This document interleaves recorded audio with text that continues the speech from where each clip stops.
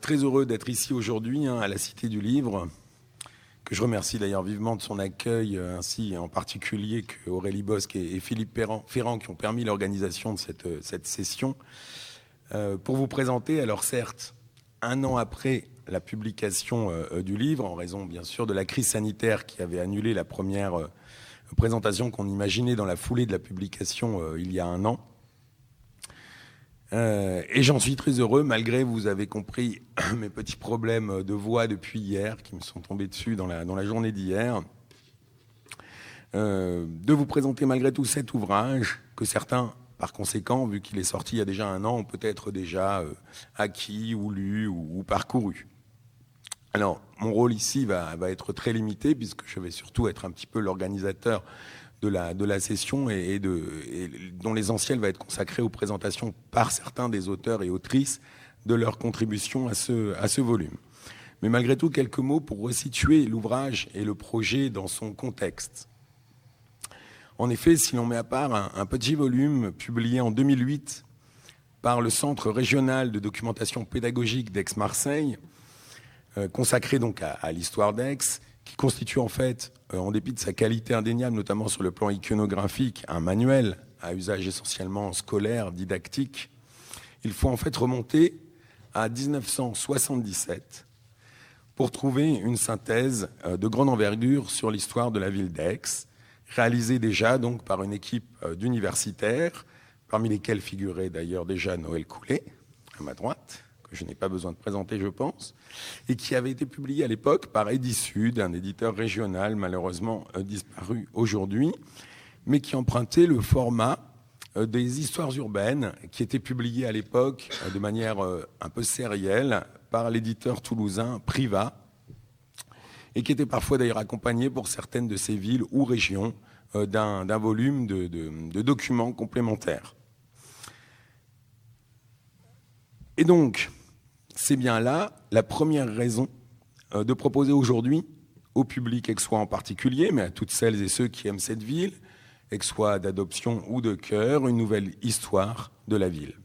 Car depuis 1977, non seulement l'histoire de la ville s'est enrichie assez logiquement donc d'une nouvelle séquence de son histoire, d'une cinquantaine d'années, ce n'est pas rien, surtout vu l'ampleur des changements qui affectent la ville depuis la fin du XXe siècle, mais surtout, elle s'est enrichie de nombreux travaux de recherche historique et d'exceptionnelles découvertes archéologiques qui ont profondément renouvelé donc notre compréhension de son développement, en particulier, on le verra je pense à l'instant, pour les périodes antiques et médiévales. Donc, il s'agit véritablement, je dirais, d'une nouvelle histoire, en cela d'abord qu'elle rend compte de l'important renouvellement de nos connaissances sur la ville. Mais il s'agit aussi, notamment par rapport à l'ouvrage de 1977, que certains d'entre vous connaissent peut-être, d'une nouvelle histoire en tant qu'objet éditorial, puisque en 50 ans, les éditeurs ont aussi connu leur propre, je dirais, révolution technique, technologique. Et en particulier, c'était l'ambition de ce livre d'accompagner, de soutenir, d'enrichir la lecture des textes par le déploiement d'un parcours, on pourrait dire, iconographique qu'on a souhaité le plus riche possible et aussi le plus original. Et donc, ce sont plus de 200 illustrations qui accompagnent, soutiennent, et non pas seulement, justement, illustrent. Elles ne sont pas là uniquement pour le plaisir des yeux, mais elles sont bien là aussi pour constituer, à côté du texte, une autre manière d'aborder l'histoire de la ville, ainsi que le permettent donc désormais les capacités éditoriales contemporaines. Et d'ailleurs, au sein de ce parcours iconographique, je mettrai l'accent plus particulièrement sur une série remarquable de cartes, schémas, dessins, reconstitutions, qui permettent en particulier de suivre les évolutions de la trame urbaine. Et cette richesse iconographique, cette richesse cartographique, à vrai dire, mais ce n'est pas un reproche, c'était l'état de l'édition aussi de ce qu'elle était jusqu'on va dire justement les années 80, manquait malgré tout dans la mise au point de 1977, en ce sens que l'ouvrage de 1977 était malgré tout beaucoup plus austère que celui-ci, qui permet, je pense, une forme d'appropriation de l'histoire première, je dirais, plus confortable. Alors l'histoire urbaine, en particulier lorsqu'elle emprunte la voie de la monographie, donc elle se concentre sur une ville, comme ici Aix, n'est dans le champ des recherches historiques, à vrai dire, plus guère à la mode. Et c'est bien dommage, parce qu'il s'agit, me semble-t-il, d'une échelle d'analyse tout à fait pertinente, complémentaire et articulée avec les autres échelles, régionales, nationales, voire mondiales, aujourd'hui, je dirais, privilégiée par la mode éditoriale.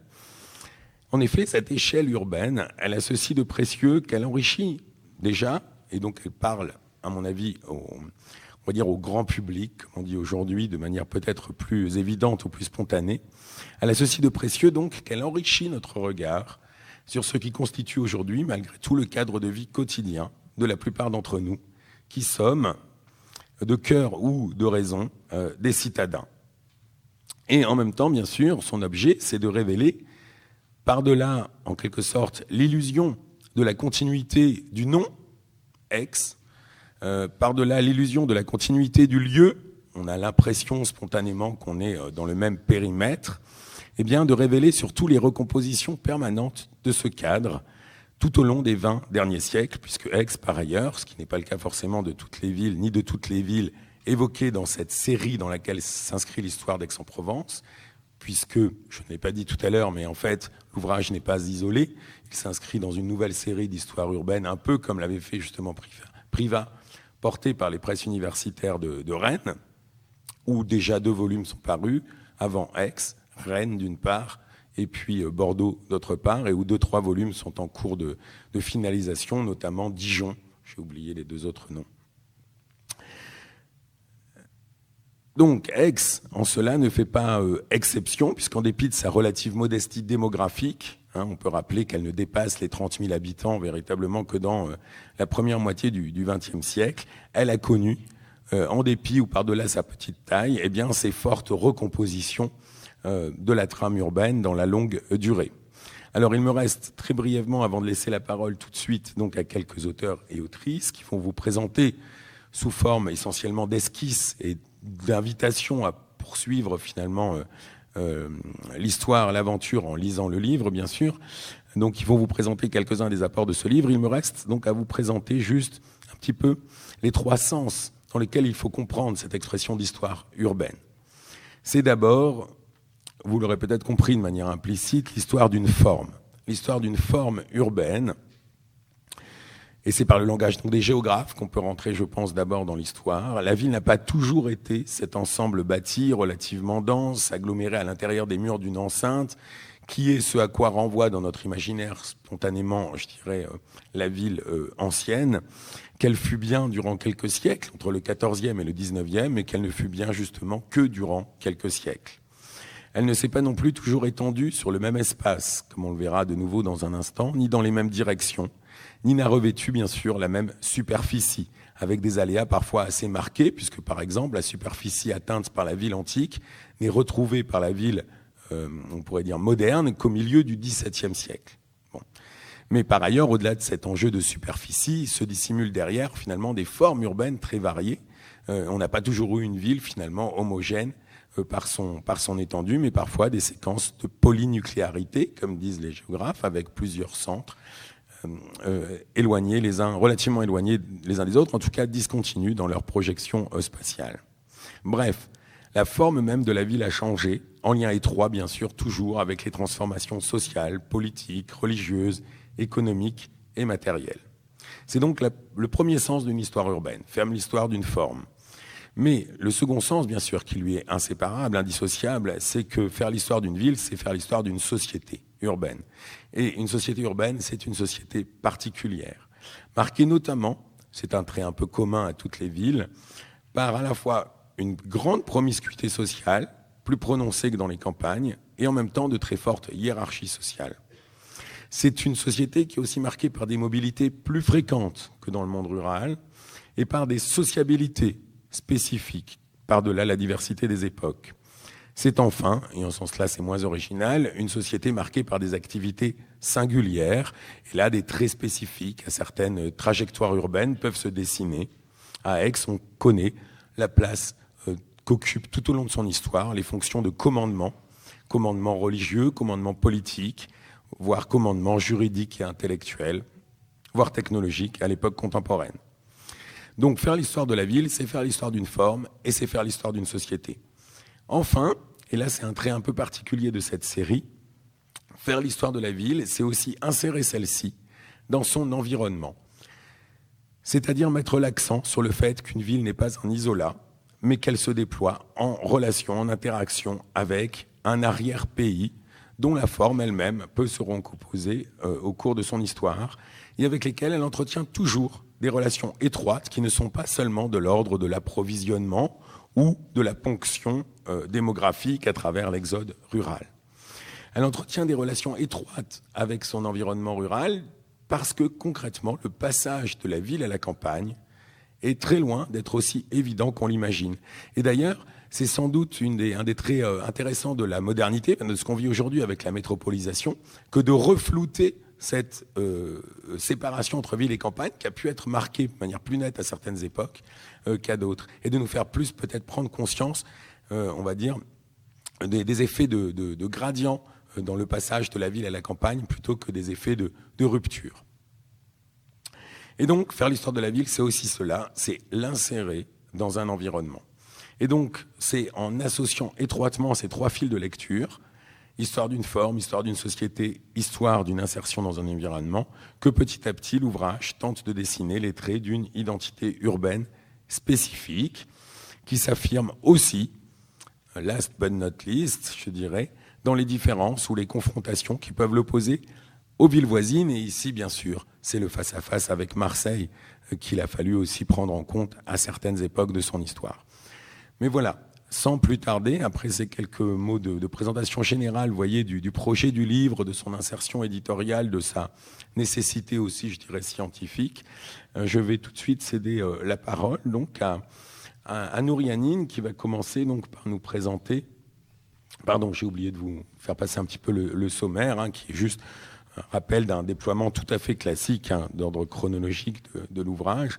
Je vais donc tout de suite passer la parole à Nour Yannine pour une évocation qui a pris en charge les chapitres antiques avant l'époque chrétienne et qui va donc nous présenter un petit peu sa contribution au volume. Je voudrais d'abord remercier les directeurs de cet ouvrage, Noël Coulet et Florian Mazel, pour la belle part qu'ils ont donnée à l'Antiquité, entendue ici au sens large, puisqu'elle s'étend, en ce qui concerne Aix, sur près de 8 siècles, entre moins 122 et le passage entre la charnière entre les 7e et 8e siècles, qui marque le passage entre l'Antiquité tardive et le Haut Moyen-Âge. Il ne fallait en effet pas moins de 3 chapitres pour faire droit à l'extraordinaire foison de découvertes qui ont été faites ces 40 dernières années.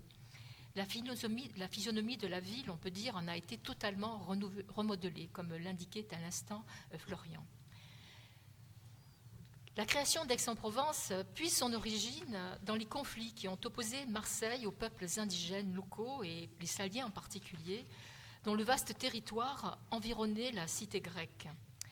Si au départ, l'incursion des Romains, appelée en renfort par Marseille, répond au strict besoin de maintenir libre la route qui, de l'Italie, mène aux provinces hispaniques nouvellement conquises par Rome, très vite, l'intention de Rome va évoluer. À partir de 130, en effet, c'est sur fond de réformes agraires des Gracques, Tiberius et Caius Gracchus, que se fait jour un projet politique et social différent, fondé entre autres sur une meilleure répartition des terres qu'en Italie même, les grandes familles aristocratiques avaient monopolisé. Ce projet politique engage donc Rome dans un processus de colonisation active. La fondation d'Aix, en 122 avant Jésus-Christ, en est la première manifestation sur le sol gaulois. Elle participe donc, dans sa création même, à ce projet.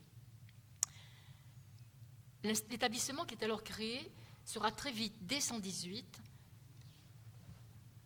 suivi par celle de Narbonne, appelée à devenir la capitale de la province de Narbonnaise en devenir, où pas moins de 2000 colons furent implantés extrêmement brutalement. En Provence et autour d'Aix même, nous percevons mal ce processus qui reste à défricher. au hasard des découvertes qui pourraient émailler le territoire. Nous en percevons toutefois les stigmates dans la destruction de nombreux sites saliens, à commencer par Rentremont, mais aussi Pierredon à Aiguille, Constantine à Alençon, Baourou à Bouc-Belair ou encore Saint-Blaise à Saint-Blitre-les-Remparts, pour ne citer que certains d'entre eux. Détruit en 125, l'oppidum d'Entremont a très vite été assimilé à la capitale de la Confédération salienne qui inquiétait tant Marseille et Rome, et que mentionnent les auteurs anciens, Diodore, Tite-Live, Strabon. Les découvertes archéologiques chahutent cependant un peu cette assimilation.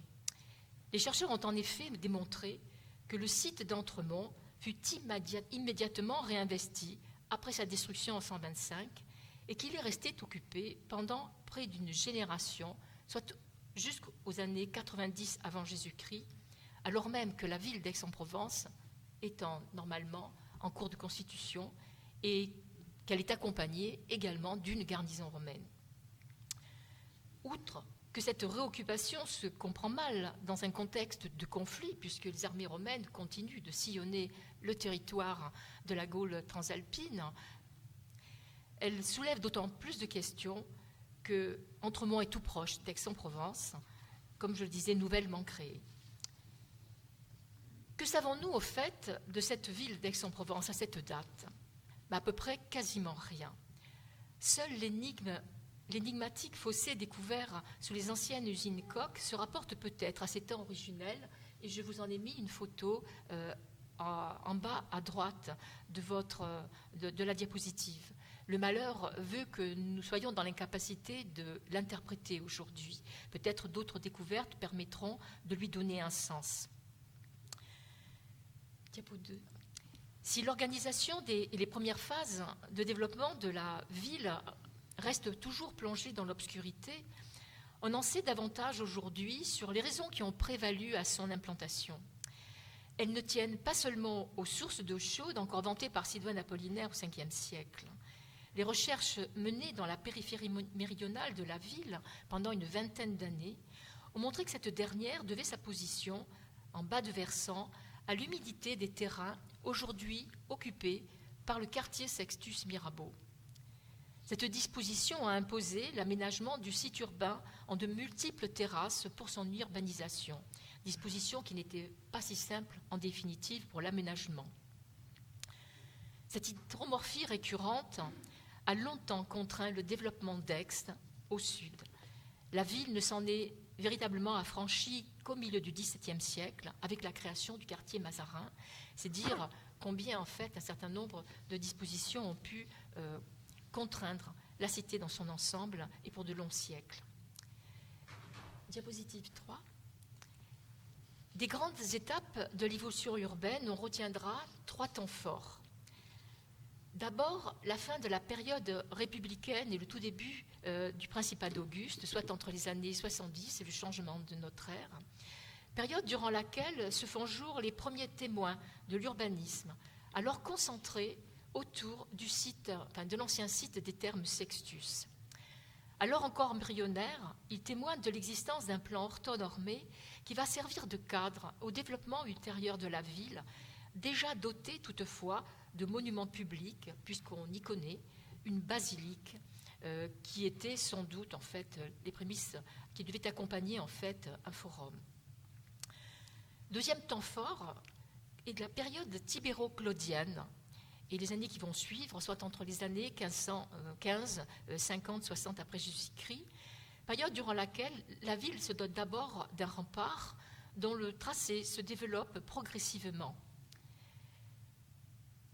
Cette enceinte permet aussi de dessiner le contour de la ville en tant que telle et dessine une cité qui, en définitive, est de taille relativement importante, bien plus en tout cas que certaines des cités voisines, telles Fréjus, par exemple, Vaison-la-Romaine, mais également Arles à la même époque. Ce qui tente à montrer que le statut d'Aix ne fut peut-être pas si obscur que longtemps les recherches l'ont fait penser. Cette période tibéro-claudienne est aussi celle qui voit l'émergence d'un bâtiment majeur de la cité, le théâtre, celui d'un collège des Sévires Augusto, prêtres du culte impérial et de bien d'autres monuments encore, dont beaucoup, malheureusement, n'ont pu être véritablement identifiés. La place de l'habitat résidentiel, qui gagne tous les quartiers de la ville, trahit de son côté la richesse de la population, qui est en fait, enfin en tout cas la ville étant devenue à ce moment-là le lieu de séjour de grandes familles qui puissent sans doute leur richesse justement dans leur propriété terrienne. Enfin, la troisième étape est la charnière entre le 1er et le 2e siècle qui marque l'acmé du développement urbain. À cette date, la ville est depuis plusieurs décennies déjà une colonie romaine. Donc, tous ces citoyens, en fait, ont acquis le statut de citoyens romains. On le sait notamment grâce à l'épitaphe que vous voyez également sur cette image, qui nous signale la présence dans la cité d'un douumuir, en l'occurrence Caius Rufinus, qui est l'un des magistrats qui partageait pour une année, avec un autre magistrat, le commandement de la cité. Diapo suivante. Je reviendrai d'un mot sur le théâtre. Pas seulement parce que la découverte a marqué un temps fort, je dirais, pour la population actuelle de la ville qui s'en est, emparée, mais parce que la constitution d'un théâtre n'est pas non plus un acte mineur pour une ville.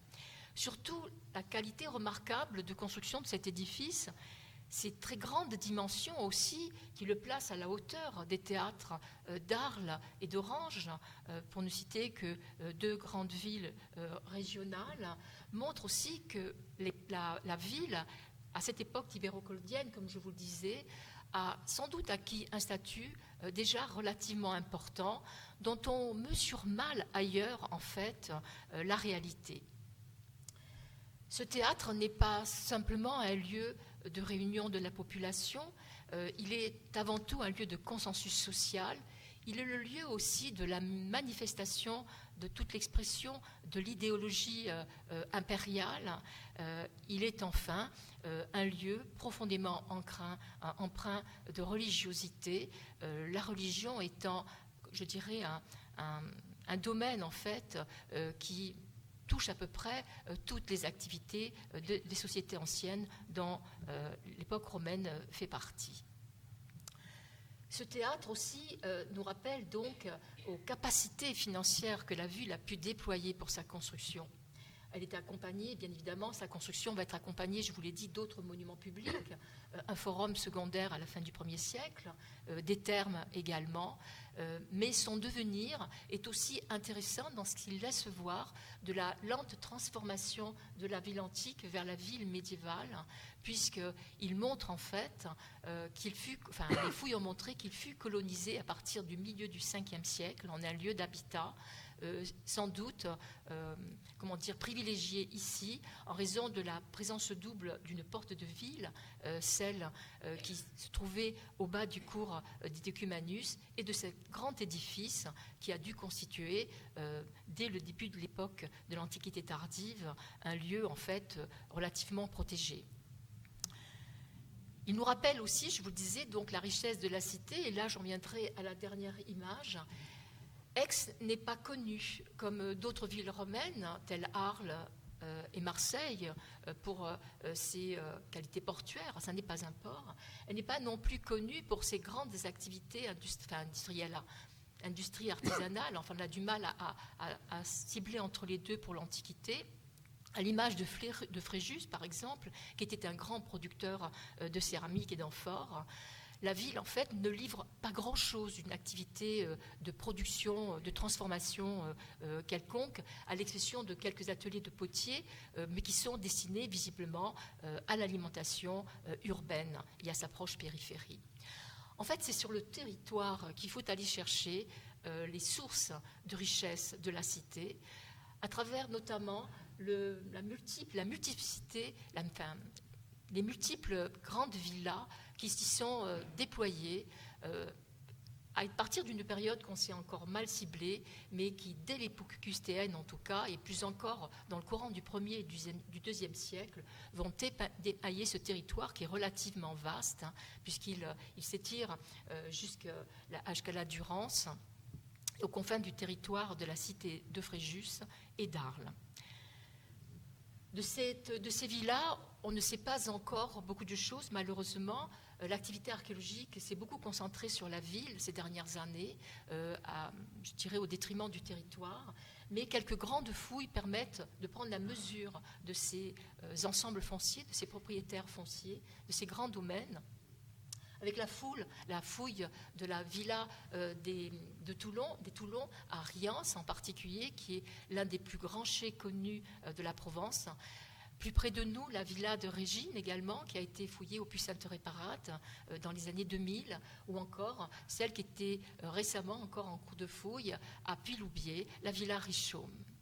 Ces grands domaines, alors je m'arrêterai un instant sur la villa Richomme, tout simplement parce que, outre l'établissement domanial, à peine effleuré par les recherches, y ont été mis en évidence aussi la volonté qu'avaient les édiles de se faire enterrer aussi, non pas dans la ville, mais au sein de leur propriété domaniale, notamment au travers de la mise au jour d'un mausolée tout à fait remarquable.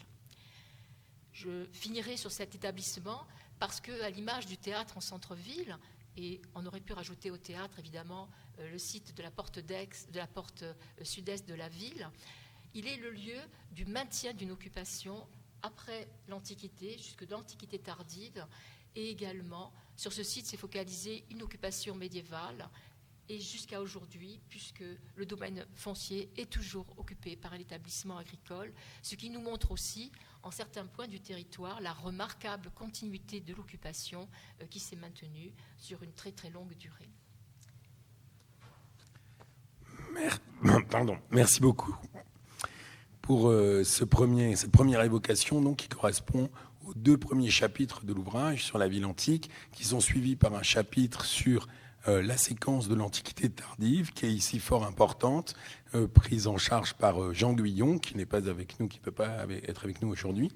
Et ensuite, on a 2 chapitres sur la ville médiévale, qui sont coécrits par Noël Coulet et Sandrine Claude, qui n'a pas pu non plus se joindre à nous aujourd'hui.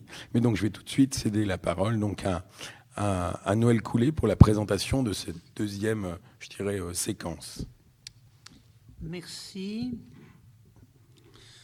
Je vais mettre l'accent sur l'évolution de la topographie urbaine au Moyen-Âge, parce que c'est la partie la plus neuve des 2 chapitres consacrés à cette période. Et cette partie la plus neuve est due à Sandrine Claude, qui a perdu sa voix, elle aussi, et qui n'a pas pu venir, mais à qui on doit le choix des illustrations qui vont être présentées et leurs commentaires. Ces chapitres tiennent compte des acquis importants des fouilles archéologiques menées par la mission archéologique de la ville. Le point de départ, c'est ce que l'on voit sur la première diapositive, c'est la ville tripartite telle qu'elle apparaît au Haut Moyen-Âge, qui associe 3 noyaux urbains distincts et distants, figurés ici en vert.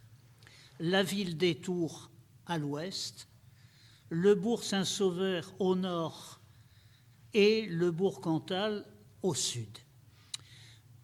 Je reviendrai plus tard sur le bourg Saint-Sauveur qui fait l'objet d'une diapositive à part. La ville des Tours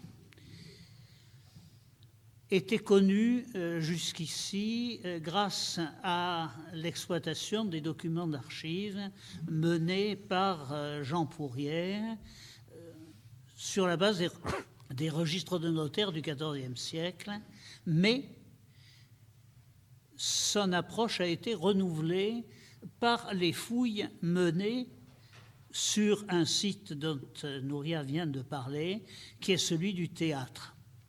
Elles font apparaître, comme on le voit sur l'encart en haut de l'image, la colonisation de ce site jusqu'au XIVe siècle, avec les traces qui apparaissent bien des campagnes de récupération dans les gradins des structures bâties. Tandis que se prolonge ainsi l'habitat de la ville antique à l'ouest, un nouveau foyer de vie urbaine se met en place autour des monuments antiques situés à l'entrée de la ville, sur la voie qui vient d'Italie. C'est là que apparaît un fortin comtal qui notamment occupe en diagonale l'espace qui sépare les deux ensembles de tours. Dans un quartier encore rural, comme en témoigne la Noria jadis découverte aux abords de la cour d'appel, se déploie un nouvel espace urbain articulé sur ce fortin, puis château, puis palais des comtes de Provence. C'est un second foyer de vie urbaine qui ne se développe pas, comme on a pu le croire, à partir du bourg Saint-Sauveur, mais qui connaît une croissance indépendante, donnant naissance à une ville que l'on connaît sous un nom qui rappelle son statut juridique, la ville comtale, la ville qui relève du comte.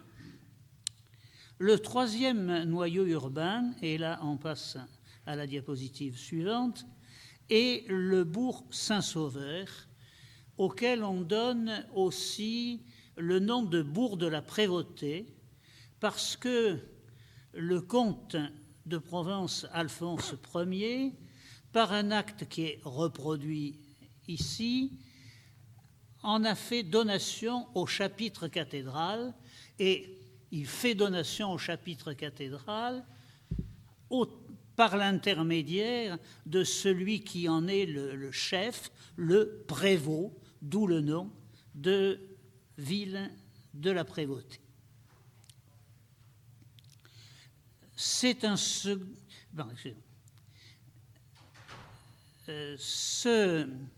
il est fort bien conservé dans le parcellaire actuel, comme le montre la belle photographie aérienne que vous pouvez voir. Et ce bourg Saint-Sauveur et la ville comtale sont chacun enfermés dans une enceinte dont la topographie actuelle témoigne, figeant la situation qui est celle du XIIe siècle. On voit bien sur le cliché intitulé « Vestiges de fortification » le portail de la ville comtale qui correspond à ce que l'on appelle à Aix le Grand Horloge. Et on retrouve au bas de la rue Gaston de Saporta, à gauche sur l'image, les pierres à bossage du même type que celles que l'on voit sur le Grand Horloge, qui conservent la trace du portail du bourg qui faisait face à cette entrée de la ville comtale. Une troisième diapositive synthétise ce que les fouilles et les documents écrits nous apprennent de la croissance urbaine entre 1200 et 1350. Ce qui frappe d'emblée sur cette image, c'est le bourgeonnement de la croissance urbaine entre 1200 et 1350. Ce bourgeonnement affecte inégalement les deux noyaux anciens du bourg Saint-Sauveur et surtout la ville comtale, avec cet ensemble de quartiers, de bourgs, des nouveaux noyaux urbains. Les ordres mendiants qui s'implantent à Aix entre 1245 et 1276 mais en fait essentiellement dans les années 70. Les mineurs sont des précurseurs qui ne sont pas immédiatement suivis. Ces implantations des ordres mendiants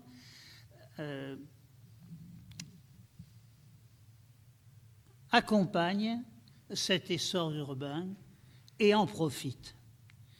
Ils ont la faveur des habitants des quartiers où ils s'installent,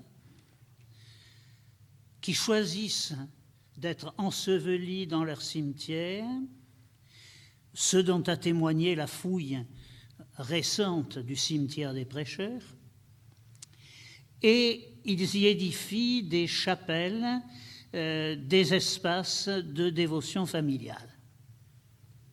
Leur implantation, on le voit très bien sur ce plan, obéit aux prescriptions pontificales qui imposent une certaine distance entre leurs établissements. C'est ce que l'on appelle le privilège des cannes. C'est une unité de mesure qui fait à peu près 2 mètres.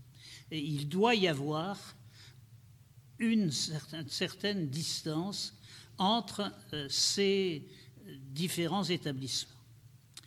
Ils sont proches de la ville ou à l'intérieur de la ville, pour les dominicains, ou tout près, mais un seul de ces ordres s'écarte de la ville, les Carmes, tout à fait à l'ouest, les Carmes qui s'installent tout près d'une ville des Tours en perdition, et les Carmes ont, dès le départ de l'implantation de l'ordre en dehors de la Terre Sainte, une vocation érémitique qui les amène à s'installer à l'écart. Le meilleur exemple n'est pas Aixois, il est marseillais, c'est l'installation des Carmes à Marseille, pas du tout en ville, pas du tout sur ce qui s'appellera plus tard la butte des Carmes,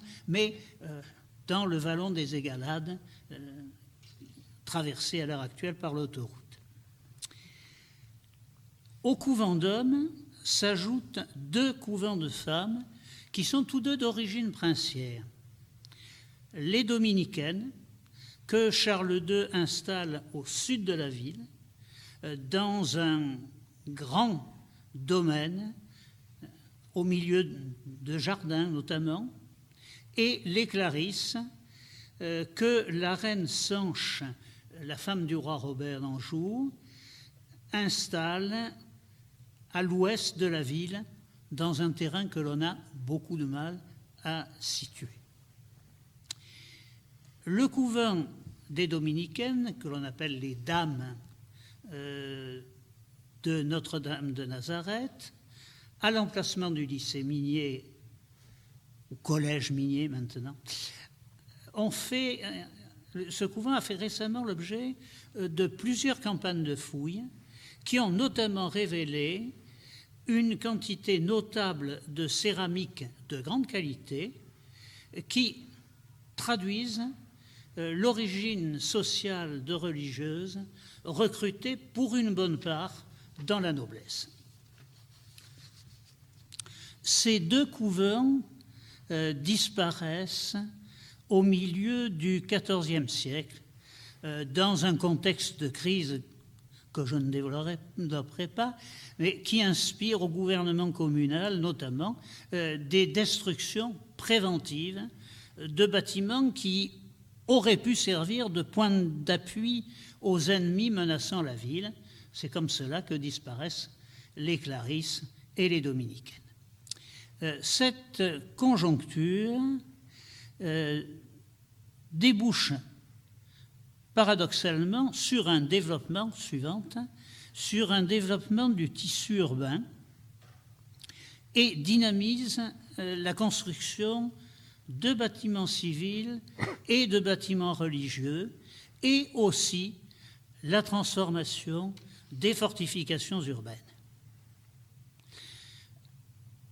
Vous avez l'étude des vestiges parfois importants, comme on le voit ici, de ces remparts et de ces tours, rattachent cette enceinte d'Aix à un type de fortification qui est bien représenté à la même époque dans le Conclave naissain.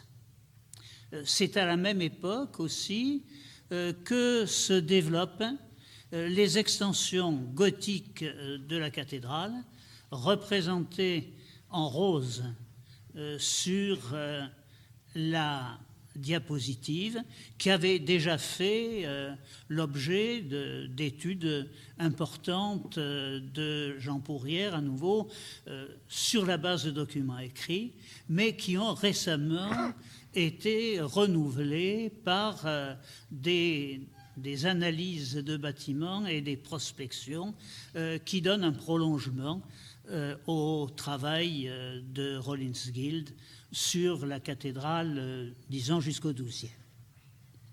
Dans le même temps, s'opère le transfert à l'intérieur des murs des couvents, je crois que ça doit être la suivante, c'est ça, des couvents qui s'étaient établis à l'origine hors de la ville. Les dominicaines et les clarisses s'installent à peu près au même moment, dans un même quartier, les unes le long de la rue Mignet, dans la partie basse de la rue Mignet, et les autres, les Clarisses, au bout de la rue de Montigny, dans la rue qui s'est appelée longtemps la rue Sainte-Claire, et maintenant porte le nom de rue Jaubert. Les carmes occupent, qui n'apparaissent pas sur ce cliché, les carmes occupent un très vaste espace en bordure des remparts, dont l'axe médian est donné par le passage à gare. Il n'en subsiste que quelques éléments, de même que pour le couvent des Augustins, comme on le voit à l'hôtel des Augustins, ou à l'autre bout, avec la porte et surtout le clocher. Le couvent qui a le mieux conservé son intégrité foncière et architecturale, c'est le couvent des Prêcheurs, et là aussi, on le connaît beaucoup mieux maintenant, à la suite des fouilles récentes de la place des Prêcheurs et des travaux menés à la Madeleine. On connaît beaucoup mieux les bâtiments conventuels que l'on voit en haut et à gauche de la diapositive, et des aspects méconnus de la Madeleine ont été révélés, comme cette chapelle de la grande famille des Materon qui a servi le roi René, puis le roi de France. Voilà ce que l'on peut dire. Pardon. Merci beaucoup pour ce panorama, effectivement, donc, qui met l'accent surtout sur l'évolution de la forme urbaine à l'époque médiévale. On voit qu'au sein même d'une période, il y a énormément de changements, du passage ne serait-ce que de la ville polynucléaire à cette ville plus homogène, remparée, qui va perdurer jusqu'au XIXe siècle. Et donc maintenant, nous allons progresser dans le temps, puisqu'à la suite de ces deux chapitres médiévaux, vous avez ensuite 3 chapitres qui évoquent l'époque moderne, un chapitre dû à Claire Dollane sur le XVIe siècle, un chapitre dû à Régis Bertrand sur le XVIIe siècle, et enfin un chapitre dû à Bernard Cousin, qui va vous en présenter quelques traits à l'instant, consacrés au XVIIIe siècle. Et donc je lui cède tout de suite la parole. Merci Florian. Alors, j'ai pensé qu'il était difficile quand même de faire un saut de 2 siècles comme ça dans le temps.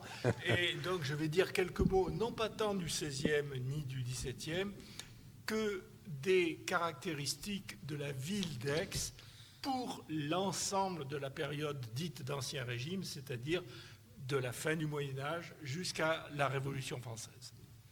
En effet, avec le rattachement de la Provence à la France, en 1482, Aix perd sa fonction capitale.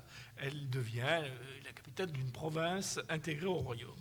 Et cela va changer son destin pour au moins 3 siècles. Qu'est-ce qui demeure et qu'est-ce qui change? Ce qui demeure fondamentalement, bien sûr, c'est l'empreinte et la place du religieux et de la structure dans l'espace, Noël l'a dit, de toutes ces institutions religieuses, mais aussi, bien sûr, la cathédrale et l'évêché, qui est en fait un archevêché, et le chapitre, qui joue un rôle tout à fait important, non seulement sur le plan religieux, mais aussi sur le plan économique. Donc ça persiste. Et puis, ce qui va arriver de nouveau, c'est le développement par étapes de la fonction judiciaire, avec la création du Parlement dès le tout début du XVIe siècle, 1502, et puis d'autres cours ou d'autres chambres, avec dès 1535 la justice de Sénéchaussée, et puis la Cour des comptes. Donc la fonction judiciaire va devenir petit à petit, au fil de la période moderne, une fonction fondamentale de la ville d'Aix. À côté de ça, le pouvoir municipal tient sa place avec ses 3 consuls, mais ce qui, là aussi, va évoluer et se renforcer, c'est la présence à Aix de l'État, c'est-à-dire des représentants de la monarchie.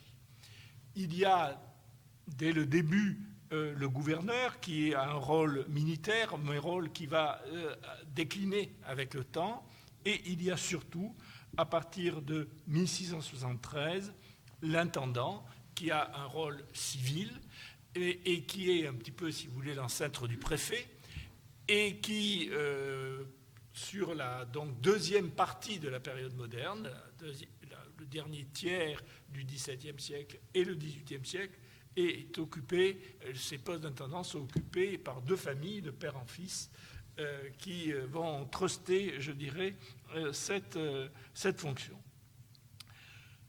Au point de vue de sa superficie, on a beaucoup vu les évolutions antérieures grâce aux plans et graphiques que nous avons analysés.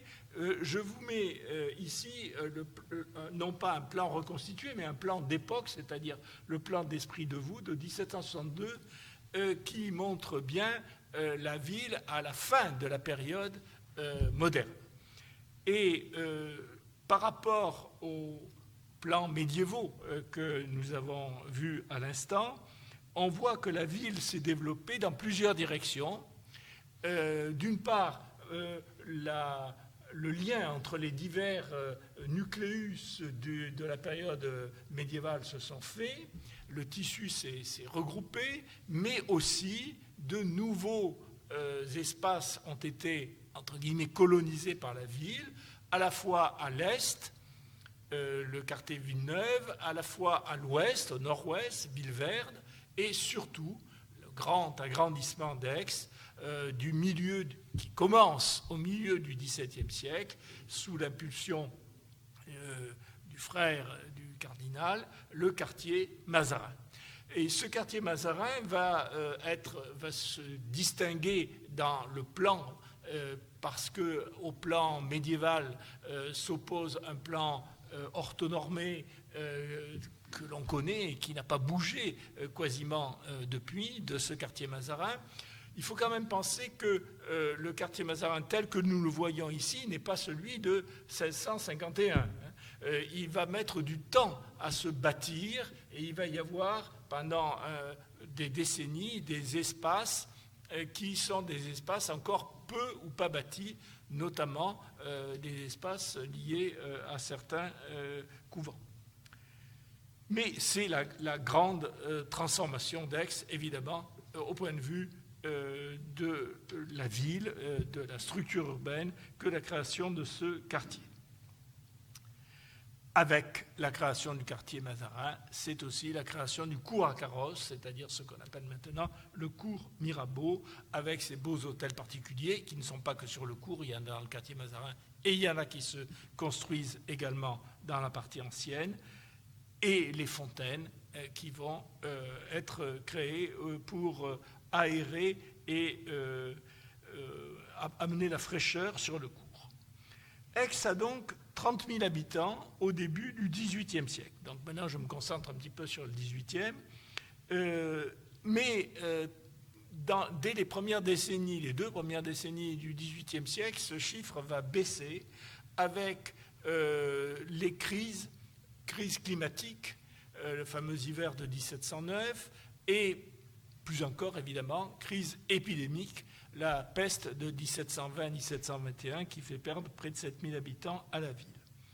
Elle ne retrouvera petit à petit sa population des années 1700, c'est-à-dire les 30 000 habitants, que par l'arrivée de nouveaux Aixois qui viennent surtout, enfin, du pourtour de la ville, mais surtout les Gavots, qui viennent donc des Préalpes et qui descendent sur Aix. Cette population va permettre, cette population nouvelle notamment, va permettre aussi le développement de nouvelles activités avec, je n'en dirai qu'un mot parce que ça serait trop long à développer, mais c'est une des choses qui était mal connue et qui l'est mieux depuis quelques années, le développement dans la deuxième moitié du XVIIIe siècle d'industries, enfin en tous les cas d'ateliers textiles, de fabrication d'indiennes.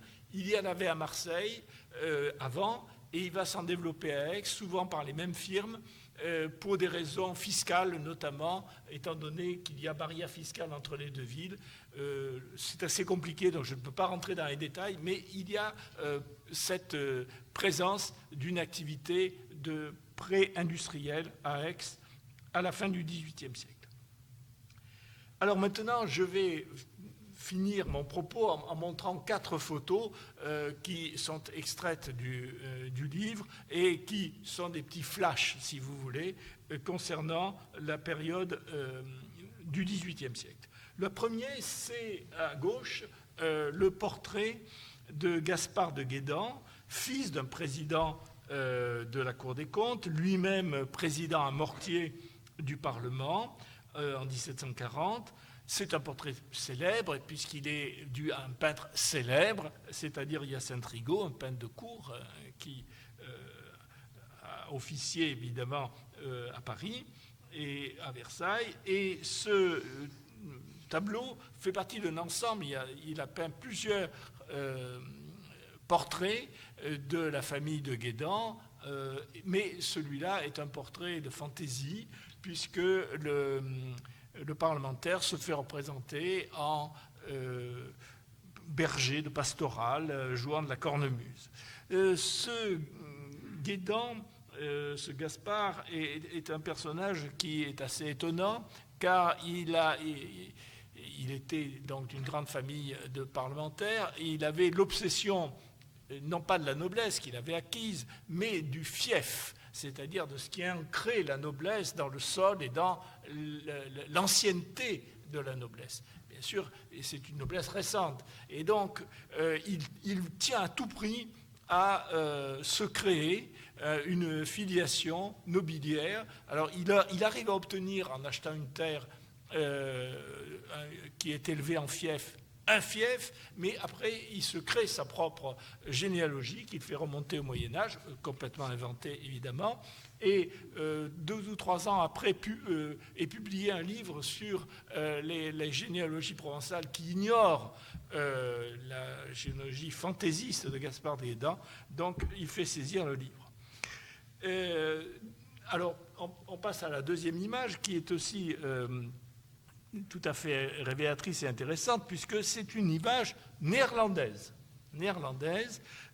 qui montre, qui date de 1740, qui montre le père Girard se penchant pour voir les stigmates sur sa pénitente Catherine Cadière.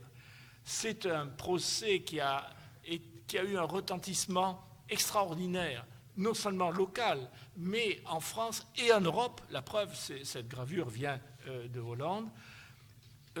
Beaucoup se souviennent du distique de Voltaire à propos de Catherine Cadière, cette belle voit Dieu.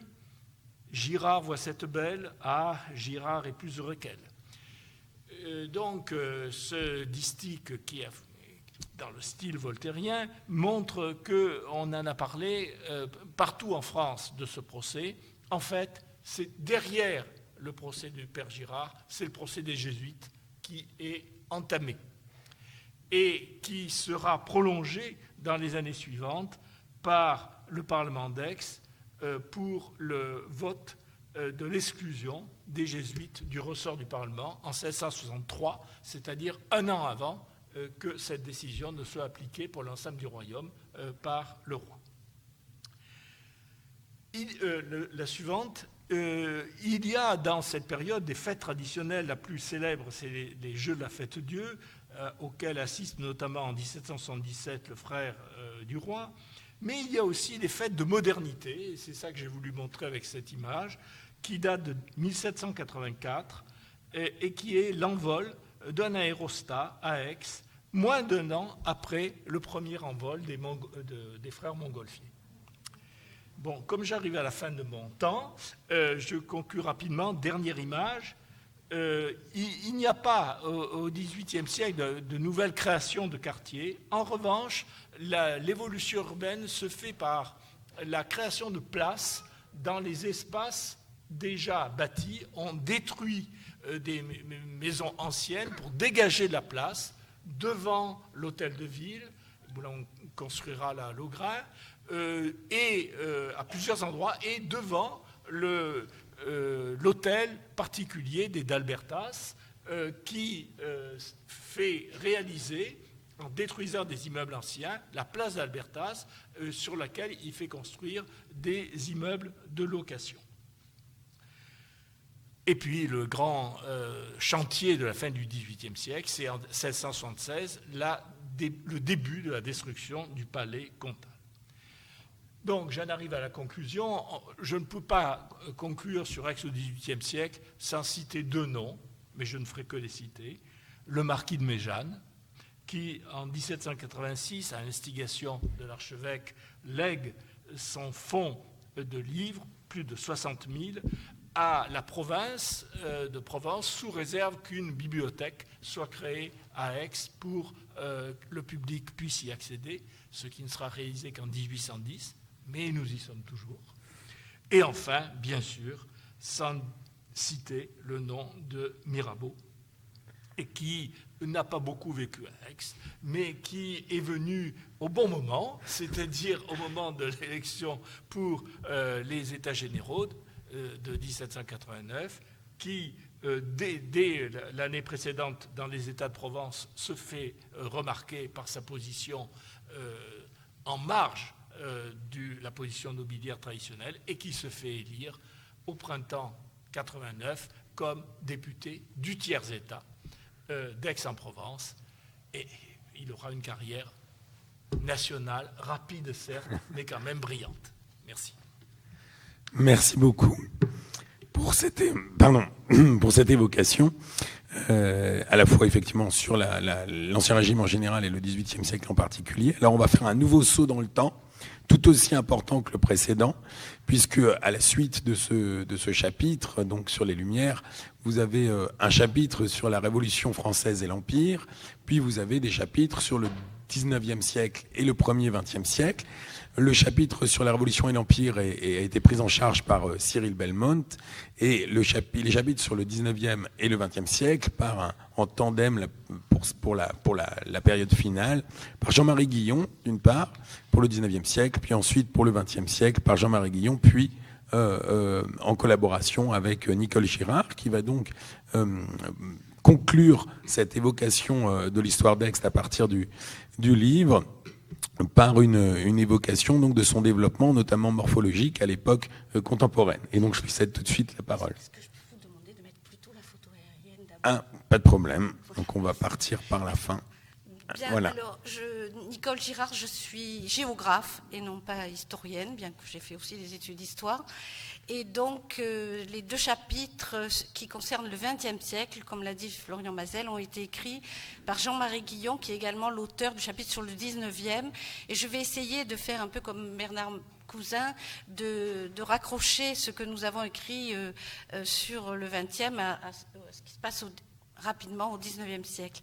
Alors, je mets la photo aérienne assez contemporaine, même si elle a environ une dizaine d'années, parce que c'est le moyen de dire ce qui nous a guidés dans l'écriture du XXe, c'est l'espèce de rupture dans la taille, dans la forme, dans le développement de la ville, et qui fait que l'image qu'on a d'Aix aujourd'hui, même si ça peut peut-être choquer les historiens, c'est l'image d'une ville neuve qui s'est fabriquée en un temps très court dans la période entre 1960 et l'époque d'aujourd'hui, à partir évidemment, enfin au-delà de ce qui existait auparavant.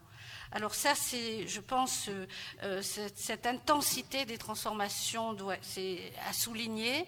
D'abord sur le plan démographique, parce que Aix, qui a complètement stagné au XIXe siècle du point de vue démographique, puisque le chiffre de population n'était pas celui qu'indiquait Bernard Cousin tout à l'heure, il était plus bas, il était autour de 20 000 à peine. Eh bien, en 1901, au début du XXe, on retrouve à peu près le même chiffre de un peu plus de 20 000 habitants. Et on passe, je vais vite, pour arriver aujourd'hui à environ 140, 143 000 habitants, ce qui est évidemment considérable. Et les moments où se font ces changements doivent être un peu précisés. Alors, j'y reviendrai, et je dis tout de suite, il y a le plan démographique, mais évidemment, nouvelle société, parce qu'il y a de nouveaux habitants qui ne sont pas aixois d'origine, et aussi transformation urbaine, ça aussi je vais y revenir abondamment. Je voudrais aussi signaler le changement d'échelle. Ça, pour les géographes, c'est toujours un problème fondamental, parce que non seulement il y a le changement de dimension, mais il y a aussi quelquefois le changement de nature que le changement d'échelle entraîne. Alors justement, pour Aix, je crois qu'il est important de dire que la ville, en tant qu'ensemble organisé, ne peut plus être appréhendée à l'échelle de son périmètre urbain historique, auquel elle a été longtemps limitée. Ni même, je dirais, à l'échelle du territoire communal, qui est pourtant un territoire communal extrêmement vaste, un des plus vastes en Provence, et même au niveau national, puisque le territoire aixois fait environ 18 000 hectares, ce qui est considérable. Et ce territoire d'aujourd'hui, il est, je le montrerai tout à l'heure, pas entièrement, parce que c'est toujours excessif, mais il est largement occupé sur des espaces qui, pendant longtemps, ne l'ont pas été. C'est-à-dire des espaces ruraux, agricoles même, et aussi même des espaces naturels qui ont été, comme le disent les géographes, mités, c'est-à-dire petit à petit occupés par des constructions.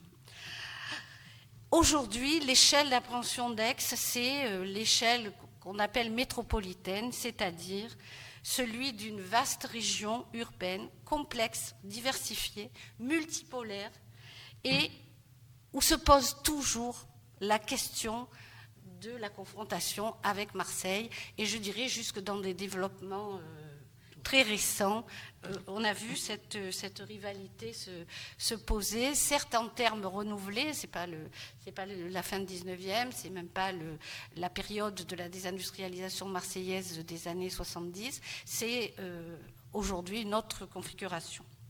Alors, je voudrais revenir sur ce XXe siècle qui est très paradoxal, parce qu'on parle de cette expansion de l'après-guerre, mais il faut dire que la première moitié du XXe, pour certains, elle a longtemps été la continuation du XIXe. C'est comme ça que le présentait Maurice Agulon quand il disait que pratiquement à Aix, le XXe avait duré jusqu'à 1940 à peu près. Alors, on sait aujourd'hui, et tout ça a été mis sous le terme d'immobilisme, immobilisme de la société qui ne changeait pas beaucoup, immobilisme de l'expansion démographique, immobilisme des constructions. En réalité, des études, des thèses, etc., ont montré que les choses sont plus complexes, il faut relativiser. D'abord parce qu'au XIXe siècle, il s'est passé quand même des choses importantes, notamment l'arrivée du chemin de fer, même si Aix a eu beaucoup de difficultés à obtenir le passage du chemin de fer, qui a quand même fixé dans le quartier où nous sommes, des activités industrielles. Bon, il y avait aussi d'autres éléments qui ont fait bouger la ville, mais c'est vrai que ça n'a pas affecté les logiques sociales qui étaient à l'œuvre, ça n'a pas affecté non plus l'espace urbain véritablement. Hein. Alors, au début, dire que le 19e se prolonge jusqu'en 1940, c'est à la fois vrai et, incomplet, parce qu'en fait, jusqu'en 1920, aux années 20, on peut dire que le 19e se prolonge. Ce qui change à partir des années 20, c'est on voit bouger les choses. D'abord sur le plan démographique, parce que quand même, il faut dire qu'en 1936, la ville aura 42 000 habitants au lieu des 20 000, 23 000 qu'elle avait au début du 19e, donc du 20e, pardon. Donc il y a quand même une croissance, mais très faible. Très faible, évidemment, surtout si on compare à des villes de même taille en France, mais aussi, évidemment, si on compare avec Marseille, qui, elle, est dans sa plus grande phase d'expansion démographique. Donc ça c'est un premier élément, mais justement c'est parce qu'il se passe dans la région marseillaise énormément de choses sur le plan économique que la ville d'Aix va en quelque sorte en avoir des retombées, et notamment parce que se développe le transport automobile, donc la construction de routes, et que donc Aix devient ce qu'elle est restée et qu'elle est encore aujourd'hui, une espèce de point de passage essentiel, de croisement, de carrefour, et que vont symboliser un certain nombre d'éléments, comme par exemple quand même le tramway, hein, les lignes de tramway qui ont quand même relié Aix à Marseille et à d'autres villes. Donc il se passe quand même des choses. Il se passe aussi des choses sur le plan urbanistique dans cette première partie, à partir des années 20, très faible. Parce qu'il y a beaucoup de discussions, d'atermoiements, on le voit dans les comptes rendus des conseils municipaux, notamment sur la question des facultés. Va-t-on déplacer les facultés du centre historique vers de nouveaux quartiers, notamment les Fenouillères? On tourne, hein, il n'y a pas les crédits, les professeurs d'université ne veulent pas s'expatrier aux Fenouillères, comme ils le diront peut-être après, pour s'expatrier à Marseille, c'est encore pire. Donc ça ne débouche pas. La seule chose qui se passe vraiment d'important, c'est quand même la construction de la cité Abraham. Je n'ai pas mis de photo, j'ai mal construit le diaporama, parce que c'est quand même un exemple de construction universitaire tout à fait nouveau dans son architecture, même dans sa construction intérieure, et aussi évidemment la construction du parc Jourdan, qui a plus un souci d'esthétique, qui est plus le reflet d'un souci esthétique que véritablement de fonctionnement urbain. Donc puis il y a d'autres choses sur lesquelles je passe, mais les années 20 sont un moment un peu charnière, et se développe aussi le tourisme, avec le thermalisme en particulier, hein, la société des thermes, qui va nécessiter la construction d'un hôtel, l'hôtel de Roi-René, parce que en fait, à cette époque, l'équipement touristique d'Aix, l'équipement hôtelier en particulier, est assez faible. Il va le rester même après la guerre, pendant un bon moment. Donc le terme de ville touristique, c'est plus un souhait qu'une véritable réalité. Et il faut donc nuancer ce XXe siècle, ce premier XXe siècle. Il est à la fois la continuation du XIXe, mais aussi le début, ce qu'on a appelé les frémissements d'une nouvelle dynamique. Mais il n'y a pas de changement majeur. Alors, pour cela, on peut venir à la carte, les deux premières cartes. Voilà. Il m'a semblé que ces deux cartes mises à côté, ce qu'on n'a pas pu faire dans l'ouvrage, sont assez parlantes. C'est-à-dire que vous avez à gauche un plan de 1848, dit plan de Roux-Alferrand, qui a servi pour dans les rues, l'ouvrage sur les rues de la ville d'Aix. Et la carte, qui est une carte topographique du service des armées, puisqu'il n'y avait pas encore l'IGN, de 1936. Et je pense que, même si elles ne sont pas à la même échelle, il y a des changements notables, mais il n'y a pas de véritable modification de la structure urbaine. Même s'il y a 20 000 habitants de plus, on voit que se sont développés, certes, ce qu'on peut à peine appeler des faubourgs, mais des points de fixation sur les voies de communication, le quartier de la Gare, Pont de l'Arc, vers l'Est, vers l'école normale d'instituteurs, vers les casernes, etc. Donc, mais fondamentalement, la structure urbaine n'est pas changée. Donc, si je reviens à la photo aérienne, au contraire, de 1900, qui est donc des années 2010, 2008-2010, on voit qu'en fait, l'espace urbain a explosé. Alors, il explose, je ne donne pas de chiffres, parce que c'est très lassant. En fait, il se produit... Alors, ce que j'ai décrit tout à l'heure, là, les frémissements à partir des années 20, c'est ce que les historiens de l'ouvrage auquel on a fait allusion de 1977, chez Edisud, appelaient les 3 moments du XXe siècle. Le premier moment, c'est encore l'immobilisme. Le second, c'est cette période entre les années 20 et les années 50. La guerre n'a aucun rôle, enfin, je veux dire, sur ce plan-là. C'est un moment assez court, mais où va s'amorcer une nouvelle dynamique et qui explosera très vite, presque sans transition, à partir des années 50. Alors, comment expliquer, je pense qu'il est important d'expliquer pourquoi, à partir des années 50, du recensement de 1954 en particulier, et qu'on suivra en 62, en 68, en 75, jusqu'au recensement de 1982, une explosion démographique qui a peu de, comment dire, il y a peu de villes qui ont eu cette croissance. Il y en a, parce qu'on est dans un contexte général de croissance urbaine en France, mais la croissance d'Aix est vraiment très très forte et elle contraste avec beaucoup d'autres villes qui ont des croissances moindres, mais surtout avec Marseille, pour lesquelles un début de diminution, j'allais dire déclin, c'est un peu fort, démographique va apparaître après la Deuxième Guerre mondiale. Donc là, c'est l'image inversée de ce qui se passait à la fin du XIXe siècle.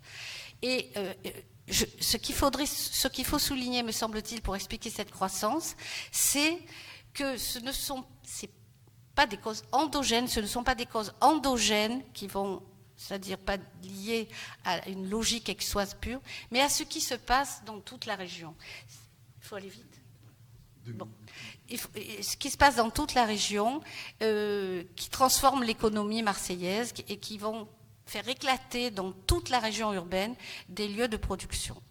Et sur le plan, alors je vais vite à la forme urbaine, parce qu'Aix, c'est le cas type rêvé pour les profs de géographie pour faire de l'histoire urbaine, parce que c'est un modèle radioconcentrique, c'est-à-dire qui se développe en auréole autour de son centre et le long des voies de communication, et qui permet donc de bien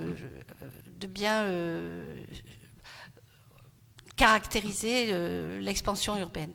Alors, ça se voit bien sur ces cartes de l'agence d'urbanisme qui ont été simplifiées, ces cartes de l'OPA, qui ont été simplifiées pour les besoins de l'édition et qui montrent ce qu'on appelle la tâche urbaine, c'est-à-dire l'espace construit, l'espace bâti, l'occupation au sol des constructions. Et bon, je crois qu'il n'y a pas de commentaires à faire. Encore, j'en ai pris que 4, il y en a plusieurs à partir du début du XXe. Et c'est l'espèce d'explosion sur tous les espaces, comme je le disais tout à l'heure, sur tous les espaces du territoire communal. Alors, cette tâche urbaine, je dis un mot, c'est une extension. Ça ne traduit rien de la densité, évidemment. Parce que la densité, évidemment on le voit mieux sur la photo aérienne, c'est que pendant la majeure partie de l'expansion urbaine c'est faite sous la forme beaucoup de lotissements individuels, de propriétés individuelles au gré des opportunités foncières, dans tous les sens, sans plan préalable, avec des accès compliqués. Et comme pour beaucoup de villes, les plans d'urbanisme à Aix ont couru après la réalité urbaine, c'est-à-dire que les plans étaient faits alors que ce qu'on voulait maîtriser était déjà réalisé. Mis à part les grandes opérations, alors je ne peux pas les détailler, d'urbanisme public, qu'ont été la ZUP d'Ancagnan, la ZAC de Jazz-Bouffant, l'opération Sextus Mirabeau et plus récemment la ZAC de La Constance. Mis à part ces grandes opérations urbaines, tout le reste s'est fait sous la houlette de ce qu'on appelle l'initiative individuelle de promoteurs immobiliers et qui ont en quelque sorte utilisé la rente foncière qui était une des caractéristiques de la bourgeoisie aixoise pour réaliser ces constructions, ce qui a entraîné un des phénomènes qui est patent, c'est-à-dire la hausse des valeurs foncières et immobilières, qui ont entraîné, comme elles étaient trop élevées, une extension sur les communes adjacentes, qui ont fait que ce qu'on appelait la campagne aixoise, qui débordait les limites de la commune d'Aix, se sont quand même beaucoup altérées. Et dernière chose que je voudrais dire, c'est qu'aujourd'hui, l'espace métropolitain, qui inclut Aix, mais qui est un ensemble que Bernard Morel, notre collègue économiste récemment disparu, caractérisait comme un espace fait de cinq noyaux: Marseille, l'est de l'étang de Berre, l'ouest de l'étang de Berre, la vallée, Aix et la vallée de l'Arc et la région d'Aubagne. Aix est un élément de cet ensemble et ne peut s'appréhender aujourd'hui qu'à cette échelle, avec les problèmes qui se posent et qui nous entraînent dans ce qu'on appelle l'histoire immédiate. Je voudrais dire que c'est extrêmement difficile d'arriver jusqu'à l'histoire immédiate. On en a fait l'expérience avec d'autres collègues aussi pour Marseille, parce qu'à un moment donné, on a tous les risques que présente l'histoire immédiate, la subjectivité, la difficulté à se rendre compte de ce qui est important, ce qui ne l'est pas, de tomber dans l'anecdote, etc. Et donc, on s'est arrêté à ce moment un peu charnière que représente, mais on est allé jusqu'à aujourd'hui avec les risques que ça comporte. Excusez-moi d'avoir été un peu long. Merci beaucoup. Donc on a avec cette dernière représentation achevé, je dirais, notre parcours en saut de puce à travers l'ouvrage, mais il nous reste 10-15 minutes à peu près pour éventuellement recueillir des questions, que ce soit les co-directeurs, Noël Collet et moi-même, ou les auteurs et autrices qui ont pu venir aujourd'hui. Donc s'il y a des questions parmi vous, c'est le moment. Sinon, je vous rappelle par ailleurs que donc à la sortie de la salle, vous avez la librairie Le Blason qui présente l'ouvrage et qui le vend pour ceux qui seraient intéressés pour l'acquérir à la suite de cette présentation. Donc, est-ce qu'il y a des questions éventuelles au sujet de tout, l'ouvrage, ce qui a été dit, ce qui n'a pas été dit? Oui, alors, on a un micro.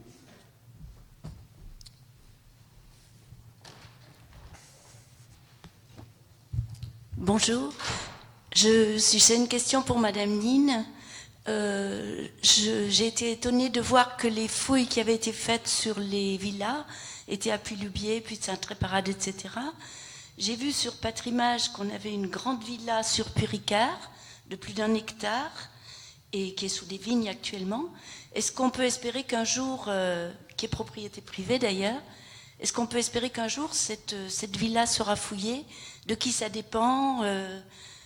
Quels sont les freins? Est-ce que ça intéresse personne? Merci.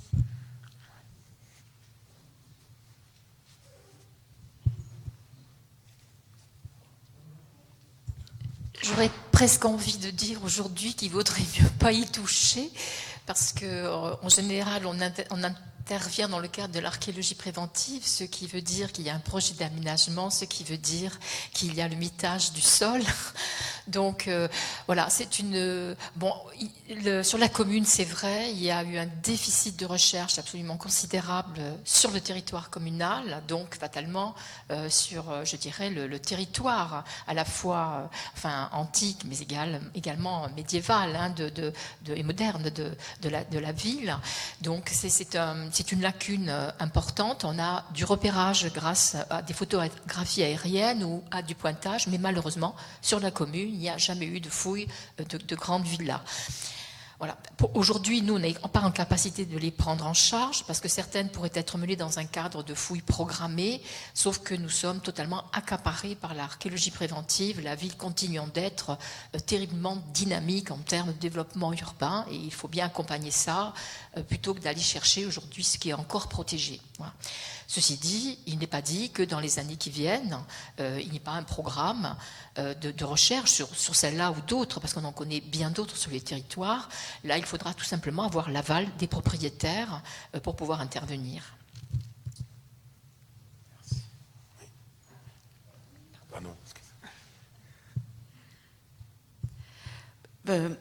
Bonjour, la question s'adresse à Noriane Nin, mais aussi peut-être à Nicole Girard. J'ai eu la chance de visiter il y a quelques années les réserves archéologiques qui se trouvent aux Milles, à côté des Milles. J'ai vu les merveilles de ce que possède Aix. A-t-on l'espoir un jour qu'il y ait un musée archéologique à Aix qui serait, à mon avis, de la valeur de celui d'Arles, voire d'autres de la région? Est-ce programmé dans les efforts urbains d'Aix, tout azimut, y compris touristique, ou est-ce un espoir mort?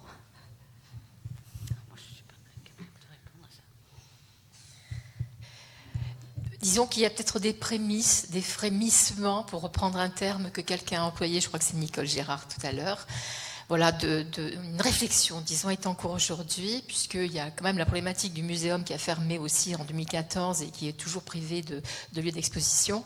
Donc la ville s'était plutôt orientée vers la création d'un nouveau muséum qui tarde quand même à venir, et nous essayons aujourd'hui d'amener à un établissement double réuni en un même lieu, qui pourrait être à la fois un muséum d'histoire naturelle avec ses particularités scientifiques, et également un musée dédié à l'archéologie et l'histoire, je dirais, puisque je croirais dommage de s'arrêter à l'histoire antique. Voilà. Donc on est aujourd'hui, on essayer de travailler un petit peu sur des orientations. On espère voilà, pouvoir présenter une esquisse à Madame le maire en 2022. Moi, je vous engage tous, en tant que citoyens aixois et non aixois, à écrire tout simplement aux édiles pour les encourager dans cette voie. Voilà, je peux garantir plus.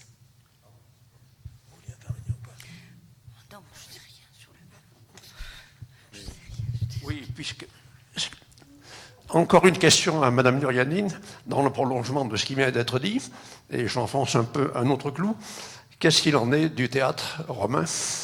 Est-ce qu'il y a des projets de le dégager, de le rénover, et pourquoi pas de le faire vivre dans la vie culturelle d'aujourd'hui? Est-ce qu'il y a un projet réel de la ville d'Aix, ou bien est-ce qu'il est enterré définitivement? Rien n'est jamais enterré définitivement, j'avais envie de dire, tout peut ressurgir à tout moment.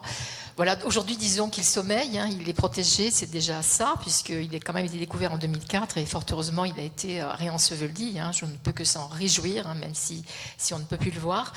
C'est pareil, c'est un dossier qui rebondit de temps en temps, qui pourrait repartir. Voilà, je ne peux pas vous en dire plus aujourd'hui.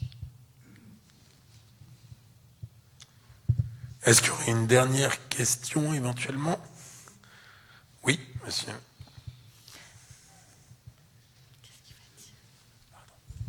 Simplement pour terminer par un sourire, est-ce que vous pourriez nous expliquer pourquoi à Aix les nobles ne tenaient pas le haut du pavé mais circulaient au milieu de la chaussée? Sinon je vais vous le dire. Il y avait un dicton pour ça en provençal, Azaï quand plou de merde.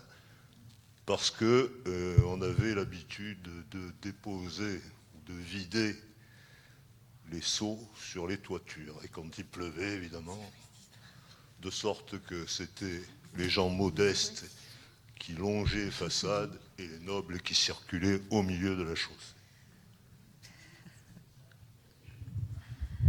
Merci. On va s'arrêter sur cette anecdote. Eh bien, merci à toutes et tous d'être venu aujourd'hui et j'espère, enfin je vous souhaite en tous les cas, si vous ouvrez ou acquérez l'ouvrage, une bonne lecture.